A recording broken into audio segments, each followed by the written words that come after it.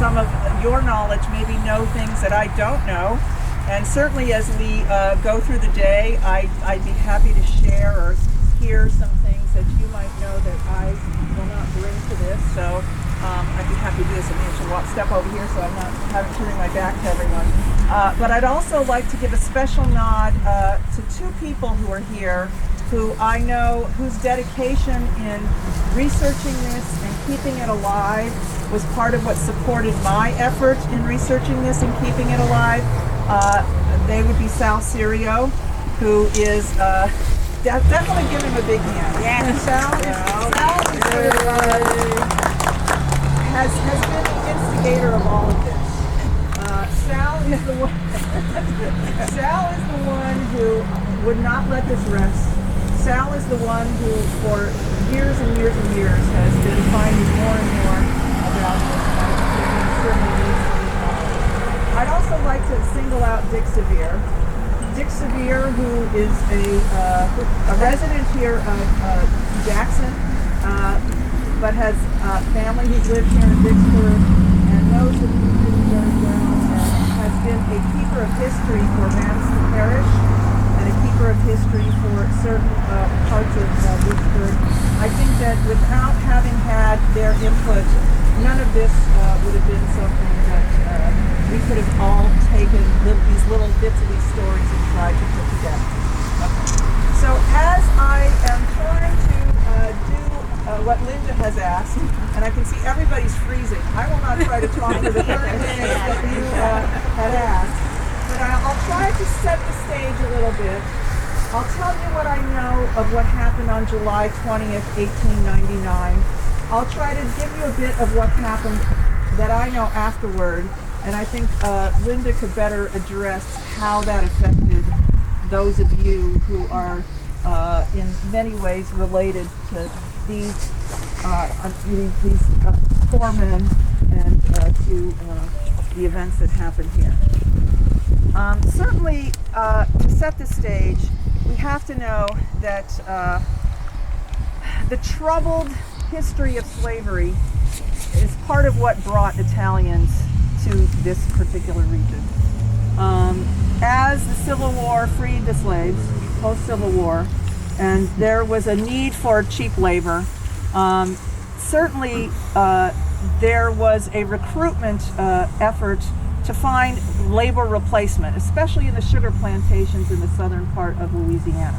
So this was an effort that was bolstered by the fact that in Italy, certain economic factors were also at play. Reunification had left the southern regions of Italy specifically in ways that were much more challenged economically than places in the north. People who lived in the south struggled greatly to find ways to make a living.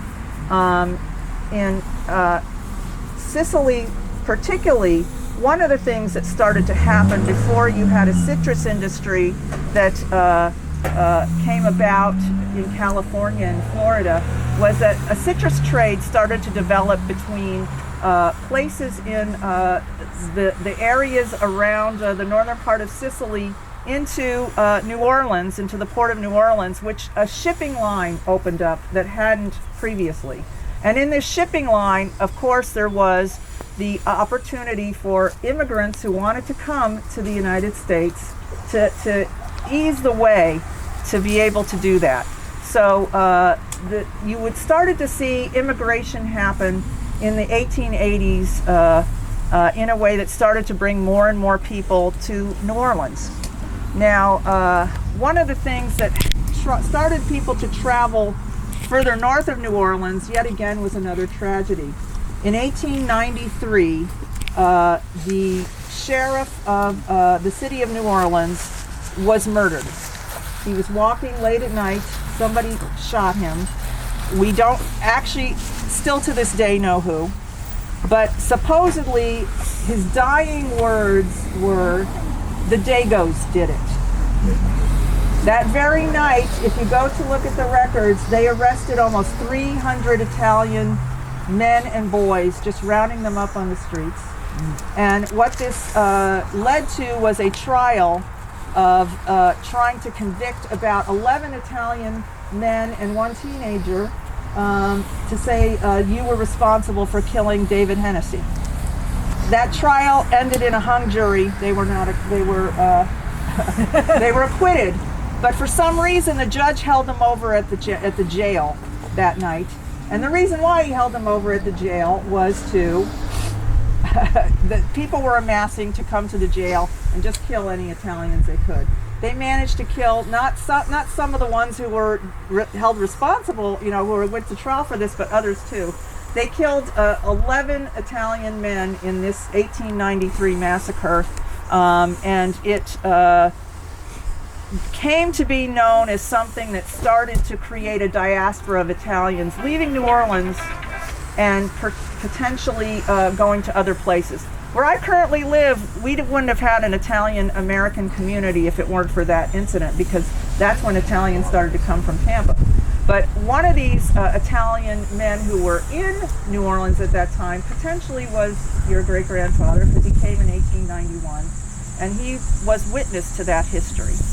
So in 1891, it's quite possible that that was part of what pushed him to want to go further north in different places to find ways to make a living, whereas a lot of people were wanting to leave New Orleans at that time. So what we see here is that the first evidence we have is the tax rolls to find out when members of the Fata family were here. And the first ones that we sort of see were an uncle whose name was Giuseppe Defina. He actually was somewhat successful, and he might have been the magnet to draw everybody here. I think he was. Yeah. He was the brother-in-law, actually. Brother-in-law, that's right. The sister was it. Yeah. So he had a farm in a place that doesn't exist anymore along the Mississippi on the Louisiana side called Milliken's Bend. He had livestock, he had a trading store there, and he was doing quite well. The first time we see him listed is in the tax rolls in 1896, and on the tax roll it indicates race. It says whether you are white, whether you are beef or black, and they looked at him and didn't know what to say, so on the tax roll it says Dago. Oh.